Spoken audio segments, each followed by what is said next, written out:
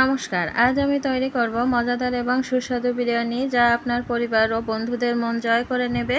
চলুন শুরু করা যাক।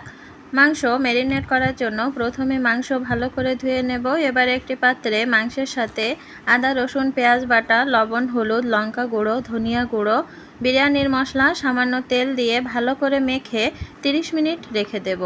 এবার অন্য একটি বড় হাঁড়িতে জল গরম করে এতে এলাচ, দারচিনি, লবঙ্গ, লবণ দিয়ে জল ফুটে উঠলে ধুয়ে রাখা চাল দিয়ে দেব।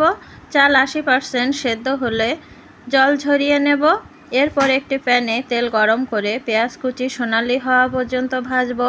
পেঁয়াজ বেরেস্তার জন্য হাফ তুলে রাখবো। ম্যারিনেট করা মাংস দিয়ে দেব। মাঝারি আছে মাংস কষিয়ে নেব যতক্ষণ না তেল উপরে উঠে আসে।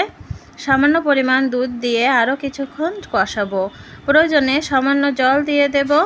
মাংস রান্নাটা তারে হতে থাকুক। এখানে আলাদা একটা প্যানে টুকরো করা আলুগুলোয় লবণ হলুদ মাখিয়ে সোনালি কালার করে ভেজে মাংসের মধ্যে দিয়ে হালকা নেড়ে ছেড়ে দেব। মাংস আর আলু সেদ্ধ হয়ে গেলে নামিয়ে রাখবো।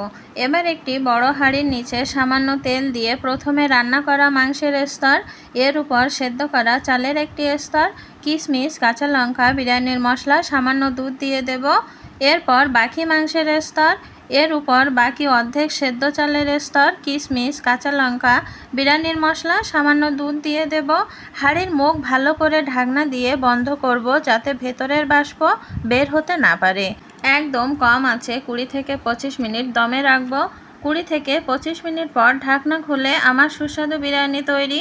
এবার আলতো করে নেড়ে মিশিয়ে নেব এবং গরম গরম পরিবেশন করব সালাদ দিয়ে। আজকের মতো এই পর্যন্তই। দেখা হবে নতুন কোনো ভিডিওতে। সবাই ভালো থাকবেন, সুস্থ থাকবেন।